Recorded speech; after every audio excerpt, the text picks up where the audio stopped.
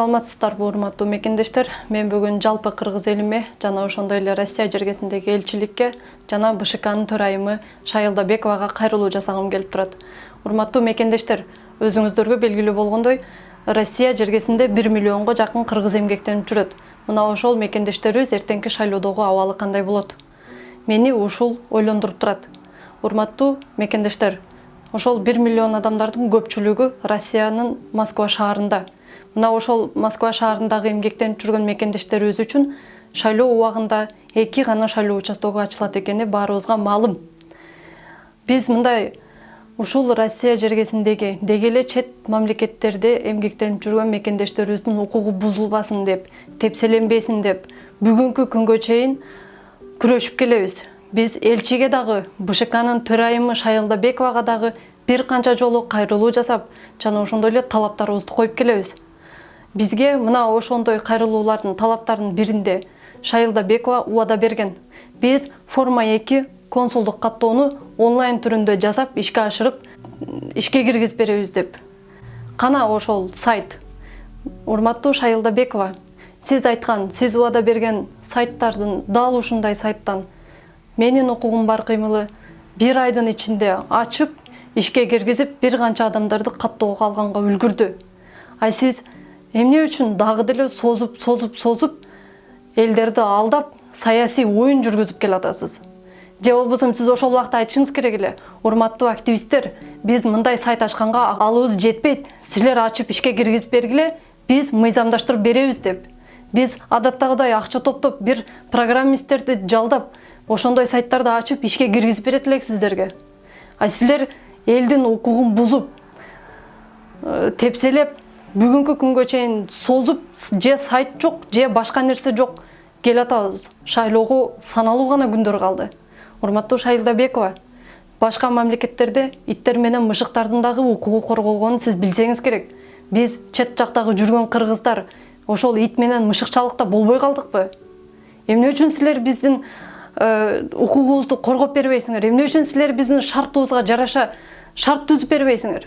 Биз чет мамлекеттерде жыргап, ойноп жүргөнүбүз жок да, биз эмгектенип жүрөбүз. Сиздер башкача жол менен дагы бизге шайлоо участокторун ачып берсеңиздер болот эле. Мына Россиянын Федеральный миграционный службасында официальный каттоодо 700 миңге жакын кыргыз турат. Сиздер ошол маалыматка карап деле бизге 700 миңге жакын адамга шайлоого добушун бере тургандай кылып шайлоо участокторун бөлүп ачып берсеңиздер болот эле. Же ошондой эле бизге Россия жергесиндеги канча кыргыздар жүргөнү, каттоого алынуусу ушундай маалымат керек.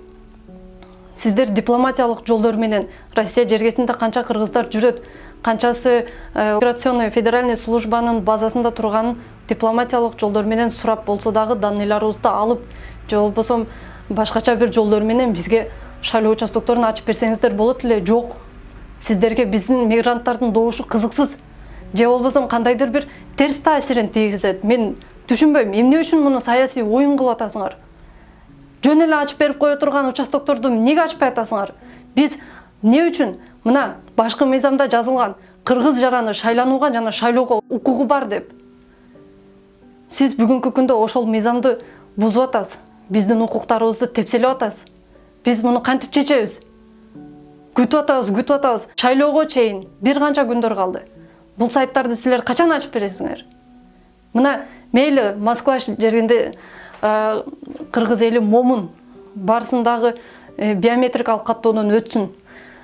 Форма 2-ни тапшырсын, консулдук каттоодон өтсүн. Биз баралы, мекендештерди ошол жака үндөп алып баралы, үйрөтөлү десек, элчи бул жактагы консулдук каттоо бөлүмү жумасына 7 күн болсо, ошонун 5 күнү иштеп, эртең мененки 10-дон түшкү саат 1-ге чейин иштейт. А биз кантип үлгүрөбүз ага?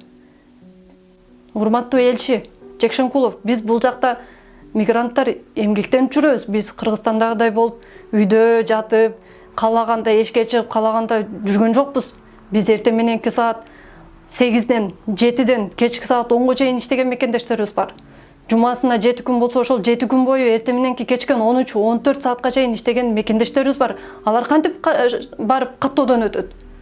Сиздер бул жакта эл үчүн иштегенден кийин элдин шартына карап иштебейсиңерби? эл үчүн жүрөсүңөрбү, эмне үчүн баарыңар бизди ушинтип шылдыңдап атасыңар? Силер бизге кызмат кылышыңар керек. Биздин кайсыл убакта бош болобуз, кайсыл убакта иштейбиз, ошого карап иштешиңер керек.